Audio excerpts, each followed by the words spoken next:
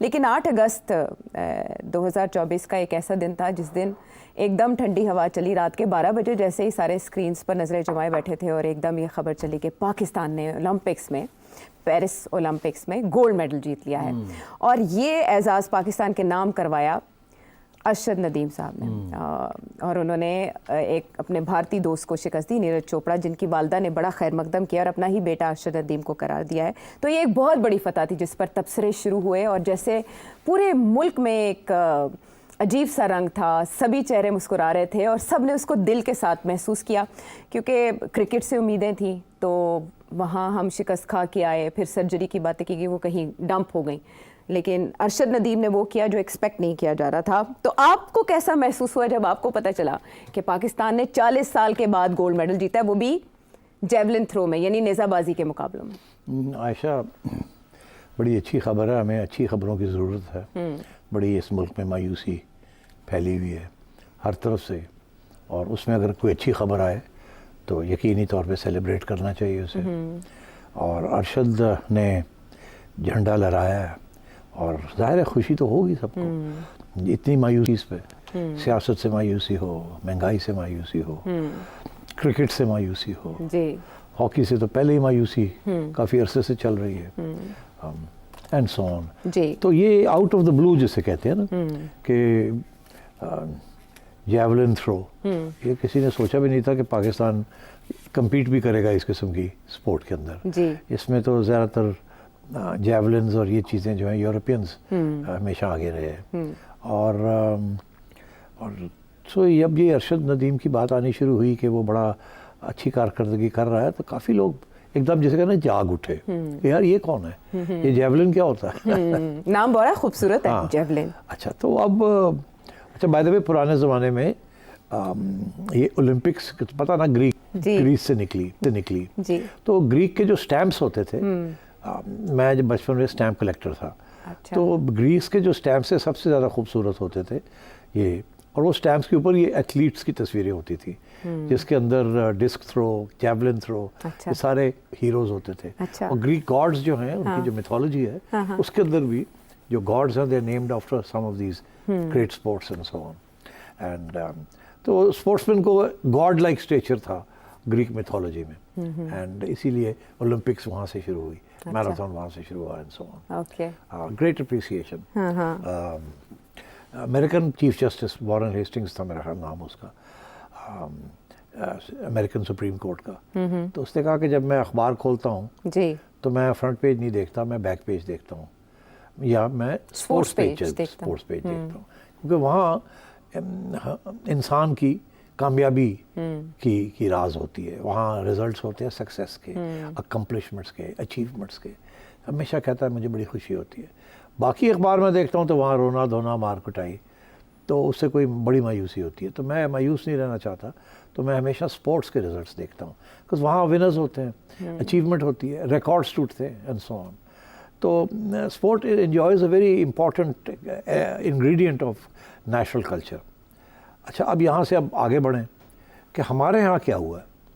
अब वो मेरा ख्याल है डिस्कस करने की बारी आएगी, मगर वो भी हम डिस्कस करते हैं। मगर इस वक्त सिर्फ यही कहना है कि बड़ी खुशी हुई है कि अरशद ने हमारी मायूसी दूर की है कुछ अरसे के लिए, कुछ लम्हे के लिए हम भी कुछ सेलिब्रेट कर सकते हैं, हम भी नाच सकते हैं, हम भी गा सकते हैं। और सबसे अच्छी बात तो ये है कि जिस शख्स को इन्होंने हराया है, world champion Indian Neeraj Chopra, उसका भी बड़ी अच्छी ख्वाहिश है और दुआएं थी इसके लिए, और अच्छे दोस्त हैं, बहुत आपस में हैं और कंपेटिटर्स भी हैं। और उधर से उनकी वालदा ने भी अरशद के बारे में बड़ी अच्छी बातें की। उन्होंने कहा कि बड़ी खुशी हुई है, मेरा ही पुत्र है। तो मतलब है कि ये देखें कितनी अच्छी बातें हैं।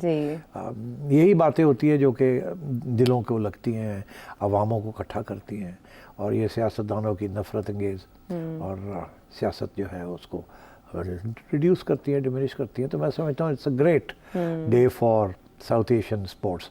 मैं एक इंडियन चैनल देख रहा था, वो इतनी तारीफ़ें कर रहे थे अरशद की कि मैं हैरान हो गया। बॉडी लैंग्वेज ब्रिलियंट थी। हाँ, मैं वाज शॉक्ड कि यार इंडियन एंकर्स जो हैं वो इंस्टेड ऑफ सेइंग कि चोरी हुई, चीटिंग हुई, हमारे बंदे को मौका नहीं मिला, ये हो गया वो हो गया, नो, वो तो इसको as a South Asian victory, वो तो उन्होंने इसको पाकिस्तान से बाहर निकाल के और उसको भी अपना लिया है कि ये तो साउथ एशिया की विक्ट्री है। तो मैं समझता हूँ कि this is a great day and we are very proud of Arshad. सिर्फ जाते जाते ये कहना ज़रूरी है कि अरशद को मिनिमल असिस्टेंस ट्रेनिंग पाकिस्तान की रियासत या पाकिस्तान के हुकूमती इदारों ने दी। इसमें कोई शक नहीं है कि जब शहबाज शरीफ साहब चीफ मिनिस्टर से पंजाब के, तो उन्होंने कोई यूथ फेस्टिवल वगैरह किया जी 2012 में। हाँ 2012 तो तब ये इंट्रोड्यूस हुए तो ये फिर इसने मौका लिया और उसमें इंट्रोड्यूस हुए और आज शहबाज साहब सेलिब्रेट कर रहे हैं कि जनाब बड़ी विजन थी उनकी कि यूथ फेस्टिवल करवाया। बहरहाल अब ठीक है, अब क्या हम कहें, इस वक्त पॉजिटिव बातें होनी चाहिए। बिल्कुल। और जो भी इसकी क्रेडिट लेना चाहता है उसको लेने देना। लोग इसकी बहुत क्रेडिट जो है वो अरशद को अरशद नदीम और उनके कोच को क्योंकि अभी कहते हैं कि अभी हाल ही में उनके पास 80,000 रुपया नहीं था कि वो जाके जेवलिन खरीदें अपनी ट्रेनिंग के लिए, ये भी कहा जाता है। और आज जो करोड़ों की बहार आई है, सब मरियम नवाज शरीफ ने भी 10 करोड़ और लोगों ने भी करोड़ों रुपए, कामरान टिसोरी साहब ने भी, सिंध गवर्नमेंट ने भी इनाम का ऐलान और आप देखिएगा कि अभी आर्मी चीफ भी देगा और प्राइम मिनिस्टर भी देगा और वजीर दाखिला नहीं, चेयरमैन पीसीबी नहीं, वो भी दे देंगे। आप बड़ी शरारतें करती हैं उनके खिलाफ, मत बोला करें ऐसे। अच्छा, आप मेरे तलकात खराब करने पे तुली नहीं है, ना करें नहीं, नहीं बिल्कुल, इसमें कोई ऐसा इरादा नहीं। आप देखिए ये खुद बताते हैं अरशद नदीम साहब कि उन्हें पहले क्रिकेट से लगाव था, तो ताल्लुक तो बनता है ना पीसीबी के साथ भी। अच्छा हाँ, नहीं मगर पीसीबी के पास बड़ा पैसा है, सारा पैसा आजकल खर्च हो रहा है, तो यहाँ भी वो दे देंगे, इसमें कोई शक नहीं है। अच्छा। और देना भी चाहिए। ठीक है, बिल्कुल जाहिर है ये जीत सबकी मगर बात ये है कि ये जो होता है ना कि जब कोई जीत जाए तो उसको 4 पैसे दे देते हैं, उसके बाद भूल जाते हैं। वो जो सारी स्पोर्ट है या गेम है, उसकी ट्रेनिंग, उसकी फैसिलिटीज़, उसके लिए बजट्स, उसके लिए वो भूल जाती है हुकूमत, जो भी हुकूमत होती है वो भूल जाती है। पर जब ऐसे होता है तो सब खड़े हो जाते हैं अपनाने के लिए और 4 पैसे देने के लिए, उसके बाद फिर भूल जाते हैं। लेकिन सेठी साहब, जितना बाकी खेल नज़रअंदाज होते हैं, क्रिकेट उतना नज़रअंदाज नहीं होता। क्रिकेट में पहले भी बहुत पैसा लगाया जाता है, लेकिन हम जो आखिरी मेडल लाए थे वो हॉकी में लाए थे, लेकिन हॉकी का जो हाल हुआ है और बाकी खेलों का जो हुआ है वो क्रिकेट जैसा नहीं है। क्रिकेट में सर्जरी की भी उम्मीद हम लगा के बैठे थे, वो सर्जरी कहीं डंप हो चुकी है। मैं चाहूँगी कि अब इसकी दूसरी साइड पे भी आएँ। इसमें माओ के हवाले से तो कहा जा रहा है कि अगर गोल्ड मेडल इस बच्चे ने जीता है तो माओ ने डायमंड मेडल जीता है। दोनों तरफ की माओ ने जिस तरह से सबको यकजा किया, पंजाब चढ़दा पंजाब तो लहंदा पंजाब, तो एक खुशी तो हर जगह सेलिब्रेट की जा रही है। लेकिन हमारे पॉलिटिशियंस के पास इसका एक और एंगल है। ख्वाजा आसिफ और राना सनाउल्लाह साहब किस तरफ एम्प्लॉय कर रहे हैं, मैं चाहूँगी उन्हीं की ज़ुबानी सुने, फिर मुझे उस पर आपका तबसरा दरकार होगा। जी, अरशद नदीम ने अपनी कौम का सर बुलंद किया और 3 दहाइयों के वक़्फ़े के बाद जो है पाकिस्तान को जो है ओलंपिक्स में गोल्ड मेडल मिला। हमारी तमाम स्पोर्ट्स की जो ऑर्गेनाइजेशन हैं, जिसमें ओलंपिक्स की भी तंजीम है पाकिस्तान की, बशमूल उसमें जो शख्स बैठ जाता है फिर बैठ जाता है। आप फुटबॉल ले लें, आप हॉकी ले लें, हम सियासतदान जो यहाँ पे हाउस में बैठे हैं इतनी सियासत नहीं करते जितनी ये स्पोर्ट्स एसोसिएशन वाले सियासत करते हैं। मेरा ख्याल है कि ये हुकूमत का नहीं, इस ऐवान का भी फ़र्ज़ है कि कम से कम हमारी स्पोर्ट्स ऑर्गेनाइजेशन जो हैं वो सियासत से पाक हों। पीसीबी समेत फेडरेशंस हैं, हर जगह पे कोई ना कोई काबिज़ है और ऐसे लोग काबिज़ हैं, उनमें से अक्सरियत जो है वो रिटायर्ड लोगों की है। वो वहाँ पे सिर्फ इसलिए बैठे हैं कि वहाँ पे जो मुराद हैं, जो फैसिलिटीज़ हैं वो उनको हासिल कर सकें। इसके अलावा वहाँ पे उनका और कोई काम नहीं। 3 जुलाई का ये राना साहब का बयान था और ख्वाजा आसिफ साहब का बयान तो ताज़ा है बिल्कुल। एक ने सिंगल आउट कर दिया पीसीबी को और एक ने इंक्लूड किया है। अच्छा, फिर तुम दाना डालने की कोशिश कर रही हो। मैं देख रहा हूँ, मुझे ना समझ नहीं आई असल में कि ये मतलब फ़र्क क्यों है दोनों वज़रा की राय में। अच्छा, इसकी तरफ तो मैं अभी नहीं जाऊँगा, मैं पहले दूसरी बात पे तबसरा करता हूँ। वो ये है कि सियासत है ना हर जगह, सिर्फ सियासत स्पोर्ट्स में नहीं है, सियासत में भी है। और ये स्पोर्ट्स के जो एडमिनिस्ट्रेटर्स लगाए जाते हैं ये सियासतदान लगाते हैं। तो ये कैसे कहा जाए कि जी ये इसमें सियासत वालों का या गवर्नमेंट का कोई रोल नहीं है। बात यह है कि सारी अपॉइंटमेंट्स गवर्नमेंट करती है, जो भी उस वक्त की हुकूमत हो वो अपने क्रोनीस को लगाती है, दोस्तों को लगाती है, एंड सो ऑन। अब उनमें से एक आध कामयाब हो जाते हैं, बाकी लोग नहीं कामयाब होते। तो ये अनफॉर्चुनेट है कि हमने कभी भी स्पोर्ट्स की तरफ तवज्जो नहीं दी।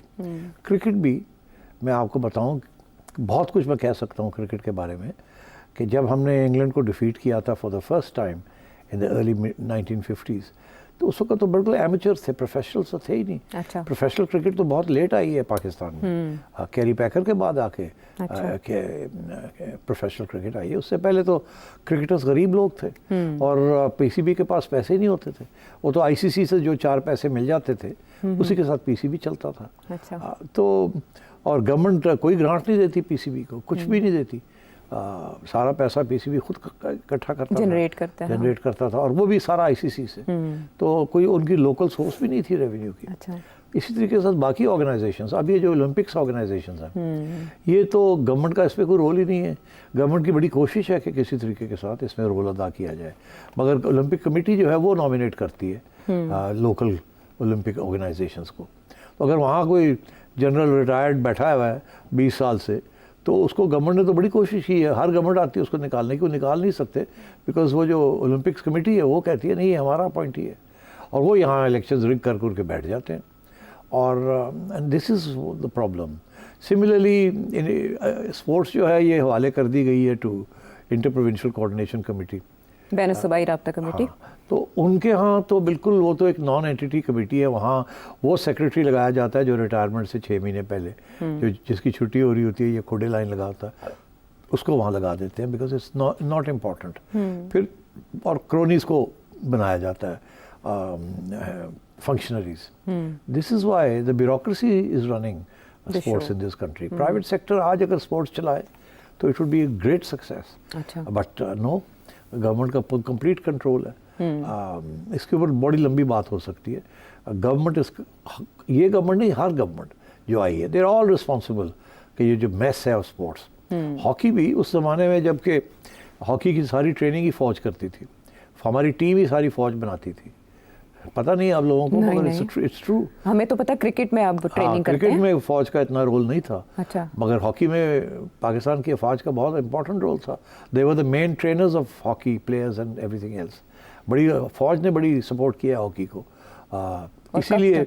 मगर फिर ये भी हुआ क्योंकि ब्यूरोक्रेसी है वो फौज भी। तो वहाँ भी जो इनोवेशंस जो थे जो वो फिर नहीं आए। अच्छा। आपने आखिरी गोल्ड मेडल मेरा ख्याल है 1984 में जीता, मेक्सिको में, लॉस एंजलिस में जी। एंड आपने 3 गोल्ड मेडल्स हॉकी में जीते जी। उसके बाद 40 साल हो गए, ख्वाजा साहब कहते हैं 3 दिहाइयाँ नहीं 4 दिहाइयाँ से हमने कोई गोल्ड मेडल नहीं जीता था।